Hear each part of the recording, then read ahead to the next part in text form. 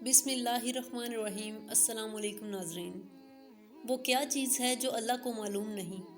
حضرت علی رضی اللہ تعالیٰ عنہ سے پوچھا گیا ایک مشکل سوال۔ کافروں نے ایک سوال مسلمانوں کو شرمندہ کرنے کے لیے خط مدینہ بھیجا۔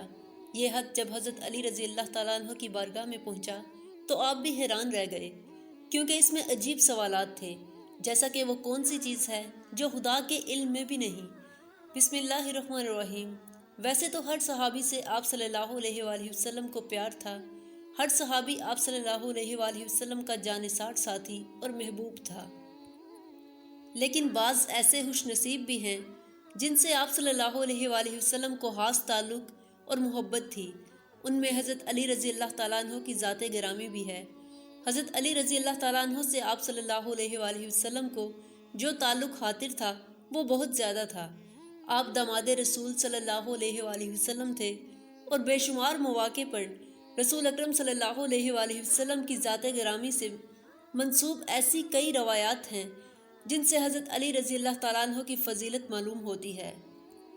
آپ صلی اللہ علیہ وآلہ وسلم کی ایک مشہور حدیث میں ہے کہ میں علم کا شہر ہوں اور علی اس کا دروازہ ہے۔ گویا قیامت تک اور زمانوں تک یہ اصول واضح کر دیا گیا کہ جس کو حیرات علم درکار ہوگی اسے اس دروازے پر آنا ہوگا۔ جس شخصیت کو رسول اکرم صلی اللہ علیہ وآلہ وسلم نے علم کا دروازہ قرار دے دیا، تو پھر اس کی ذہانت کا تو یہ عالم ہونا تھا کہ اس نے منبر خطابت پر بیٹھ کے سلونی کی صدائیں بلند کرنی تھی، یعنی پوچھ لو جو مجھ سے پوچھنا ہے اور میں اس کا تشفیع جواب تمہیں عطا کروں۔ بے شمار واقعات حضرت علی رضی اللہ تعالیٰ عنہ کی ذات گرامی سے منسوب ہیں کہ جب بظاہر پیچیدہ نظر آنے والے کسی مسئلے یا کسی سوال کا حل آپ نے اپنی ذہانت اور کمال علم کی بدولت چند لمحوں میں پیش کر دیا۔ آج میں حضرت علی رضی اللہ تعالیٰ عنہ کی ذات گرامی سے منسوب ایک واقعہ آپ کے ساتھ شیئر کرنے جا رہی ہوں۔ بہت ہی خوبصورت واقعہ ہے، اس کو پورا ضرور سنیے گا، جن سے آپ کے علم و فضل کے مرتبے کو سمجھنے میں مدد ملے گی۔ ناظرین، ایک مرتبہ حضرت سیدنا عمر رضی اللہ تعالیٰ عنہ کے عہد خلافت میں ایک لڑکے کو زنا کے جرم میں سزا دینے کے لیے لے جایا جا رہا تھا۔ واضح رہے کہ اسلام میں شادی شدہ زانی کے لیے سنگساری اور غیر شادی شدہ کے لیے 80 کوڑے بطور سزا ہے۔ وہ لڑکا اونچی آواز سے پکار رہا تھا کہ میں بے گناہ ہوں، مجھے سزا نہ دی جائے۔ اسی اثناء میں حضرت علی رضی اللہ تعالیٰ عنہ کا وہاں سے گزر ہوا تو حضرت علی رضی اللہ تعالیٰ عنہ نے اس لڑکے کی آواز سن کر سرکاری اہلکاروں کو روکنے کا حکم فرمایا اور لڑکے سے پوچھا کیا معاملہ ہے۔ لڑکے نے حضرت علی رضی اللہ تعالیٰ عنہ سے عرض کیا کہ جناب، جس جرم کا الزام مجھ پر لگایا جا رہا ہے میں نے وہ جرم نہیں کیا، اور اس جرم کا مجھ پر الزام لگانے والی میری ماں ہے۔ حضرت علی رضی اللہ تعالیٰ عنہ نے یہ سن کر سرکاری اہلکاروں کو وہیں روکا اور کہا کہ اس لڑکے کی سزا فی الحال روک دی جائے، میں اس کیس کو دوبارہ سنوں گا، اگر یہ لڑکا گنہگار ہوا تو تب سزا دینا۔ دوسرے دن حضرت علی رضی اللہ تعالیٰ عنہ نے عورت اور لڑکے کو عدالت میں طلب فرمایا۔ حضرت علی نے الزام لگانے والی عورت سے دریافت کیا کہ کیا اس لڑکے نے تیرے ساتھ زیادتی کی ہے اور وہ جرم کیا ہے جس پر تو نے اس سے سزا کے لیے پیش کیا تھا؟ اس عورت نے اس بات میں سر ہلا دیا اور کہا کہ ہاں۔ اس پر حضرت علی رضی اللہ تعالیٰ عنہ نے اپنا رخ لڑکے کی جانب موڑا اور اس سے پوچھا کہ یہ عورت تیری کیا لگتی ہے؟ اس نے کہا یہ عورت میری ماں ہے، جس پر اس عورت نے اس لڑکے کو بیٹا ماننے سے انکار کر دیا۔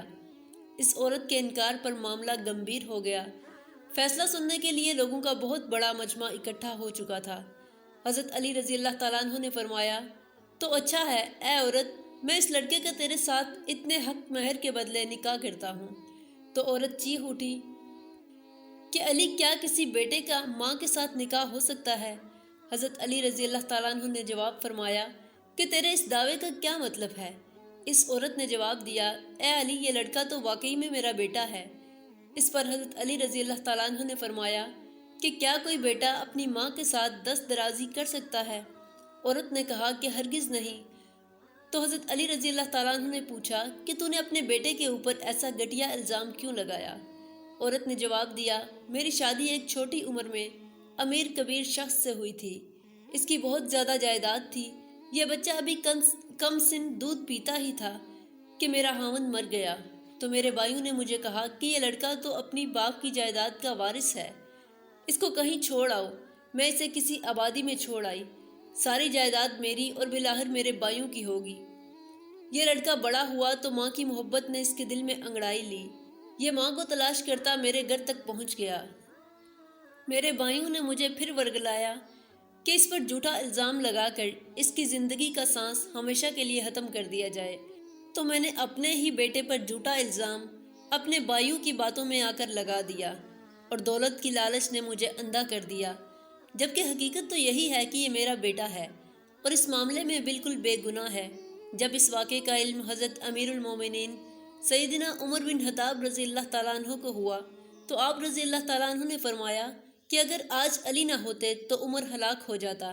اور دوستو، حضرت علی رضی اللہ تعالیٰ عنہ نے اپنی ذہانت کے بلبوتے پر ایک پیچیدہ مسئلے کی گرہ کھول دی اور ایک بے گناہ کو سزا ملنے سے بچا دیا۔ مناقب علی میں علامہ ابن جوزی لکھتے ہیں کہ حضرت عمر فاروق جب خلافت کی مسند پر بیٹھے تو انہوں نے یہ بات اس وقت کہی تھی کہ میں اس مشکل وقت سے اللہ تعالیٰ کی پناہ چاہتا ہوں جس کے حل کرنے کے لیے حضرت علی رضی اللہ تعالیٰ عنہ میرے پاس موجود نہ ہوں۔ اس کے جواب میں علامہ صاحب خود ہی لکھتے ہیں، ایک دفعہ کیسر روم نے چند سوالات لکھ کر مسلمانوں کے خلیفہ حضرت عمر کے پاس بھیجے۔ سوالات ایسے تھے کہ جن کا جواب روم میں بھی کسی کے پاس نہ تھا۔ ان سوالات کا مقصد مسلمانوں کو شرمندہ کرنا تھا تاکہ مسلمان اپنے دین سے متنفر ہو جائیں۔ چنانچہ مسجد نبوی میں عظیم صحابیوں کی محفل جمی ہوئی تھی۔ کیسر روم کا قاصد آیا اور خط پڑھنا شروع کیا۔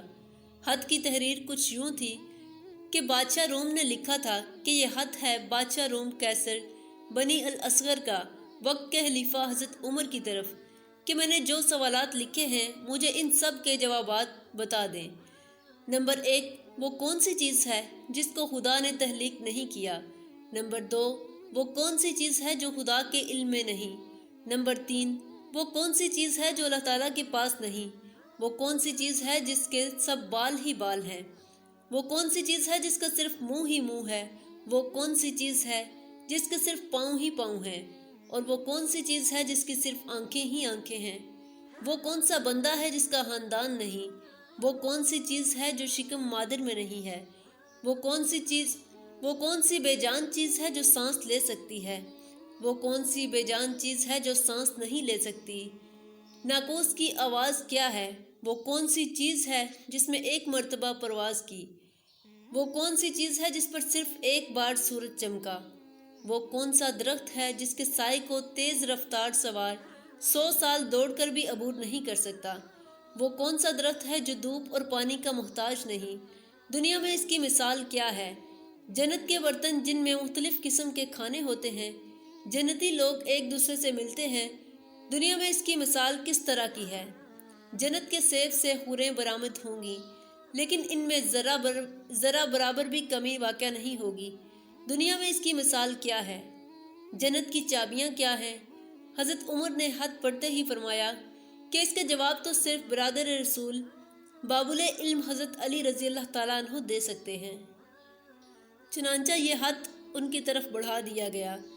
حضرت علی رضی اللہ تعالیٰ عنہ نے لکھا، بسم اللہ الرحمن الرحیم، تمہارا خط وصول ہوا۔ میں اپنے رب اور اپنے پیارے پیغمبر حضرت محمد صلی اللہ علیہ وآلہ وسلم کی برکت سے آپ کو ان سوالات کے جوابات دے رہا ہوں۔ وہ چیز جو مخلوق نہیں وہ خود خدا ہے کہ جس کو اللہ نے پیدا ہی نہیں کیا۔ وہ چیز جس کا اللہ تعالیٰ سے کوئی تعلق نہیں وہ یہ بات ہے کہ اللہ تعالیٰ کا فلاں بیٹا ہے، حالانکہ خدا واحد ہے، خدا نہ کسی کی اولاد ہے اور نہ خدا کی کوئی اولاد ہے۔ وہ چیز جو اللہ تعالیٰ کے پاس نہیں وہ ظلم ہے۔ اللہ تعالیٰ کا فرمان ہے کہ خدا اپنے بندوں پر کبھی ظلم نہیں کرتا۔ وہ چیز جو صرف بال ہی بال ہیں وہ ہوا ہے۔ وہ چیز جس کا صرف منہ ہی منہ ہے وہ آگ ہے، اور وہ چیز جس کے صرف پاؤں ہی پاؤں ہیں وہ پانی ہے۔ وہ چیز جس کی صرف آنکھیں ہی آنکھیں ہیں وہ سورج ہے۔ وہ شخص جس کا کوئی خاندان نہیں ہے اور صرف حضرت آدم علیہ السلام ہیں۔ وہ چیز جو شکم مادر میں نہیں رہی وہ 5 ہیں۔ نمبر 1، حضرت آدم علیہ السلام۔ نمبر 2، حضرت حوا علیہ السلام۔ نمبر 3، حضرت اسماعیل علیہ السلام کی قربانی کا دمبا۔ نمبر 4، حضرت موسیٰ علیہ السلام کا عصا مبارک۔ اور نمبر 5، حضرت صالح علیہ السلام کی اونٹنی وہ بے جان چیز ہے جو سانس لے سکتی ہے۔ ناقوس کی اس آواز کے معنی ہیں، حق ہے، ٹھہرو ٹھہرو، خدا عادل ہے اور وہ سچا ہے۔ کوہ طور پر وہ پرندہ جس نے ایک مرتبہ پرواز کی تھی۔ دریائے نیل کی سرزمین پر سورج ایک بار چمکا تھا۔ جس جگہ پر حضرت موسیٰ علیہ السلام نے اپنا عصا مبارک باندھ کر راستہ بنایا تھا، وہ درخت جس کو میں اگر تیز رفتار کے ساتھ بھی چلوں تو 100 سال تک بھی پار نہیں کر سکتا، وہ شجر توبہ کا درخت ہے جس کی شاخ جنت کے ہر محل میں جاتی ہے۔ دنیا میں اس کی مثال سورج ہے کہ جس کی کرنیں ہر گھر میں پہنچتی ہیں اور تمام زمین اس کی روشنی سے روشن ہو جاتی ہے۔ وہ درخت جو پانی کے بغیر اگایا گیا تھا، وہ درخت ہے جب حضرت یونس علیہ السلام کے لیے اگایا گیا تھا۔ اللہ تعالیٰ نے ارشاد فرمایا، ہم اپنے پیارے حبیب کے لیے کدو کی بیل اگاتے ہیں۔ جنت کے برتن بے شمار ہوں گے، وہ ایک دوسرے سے الگ الگ ہوں گے۔ ان کی مثال ہم دنیا میں مرغی کے انڈے کی لے سکتے ہیں کہ جس میں سفید اور زرد دونوں پانی شامل ہوتے ہیں لیکن ایک دوسرے سے ملتے نہیں۔ جنت میں جو سیب عطا کیا جائے گا اس سے حور برآمد ہوگی۔ اس کی مثال ایسے ہے جیسے کہ اس سے کیڑا باہر نکلتا ہے لیکن اس میں کمی واقع نہیں ہوتی۔ وہ چیز جو دنیا میں سب کے لیے برابر ہے، چاہے وہ مومن ہو یا کافر، لیکن آخرت میں وہ صرف اور صرف مومن کو ہی عطا کی جائے گی۔ وہ کھجور کا میوہ ہے جسے آخرت میں صرف مومن ہی کھا سکے گا، جبکہ دنیا میں اسے مومن اور کافر دونوں یکساں استعمال کر سکتے ہیں۔ جنت کی چابیاں کلمہ توحید ہے۔ ابن مسعود رضی اللہ تعالیٰ عنہ سے مروی ہے کہ خط بادشاہ روم کو ملا۔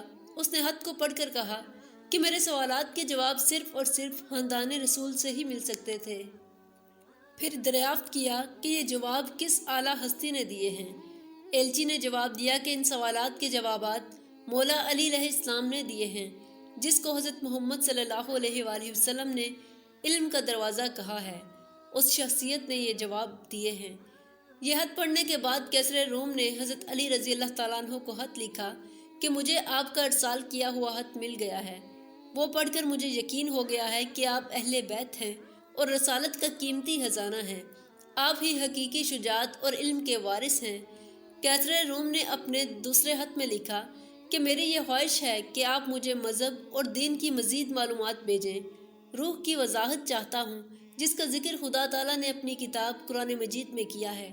اے نبی، لوگ روح کے بارے میں تجھ سے پوچھتے ہیں، تم انہیں بتا دو کہ روح میرے پروردگار کا امر ہے۔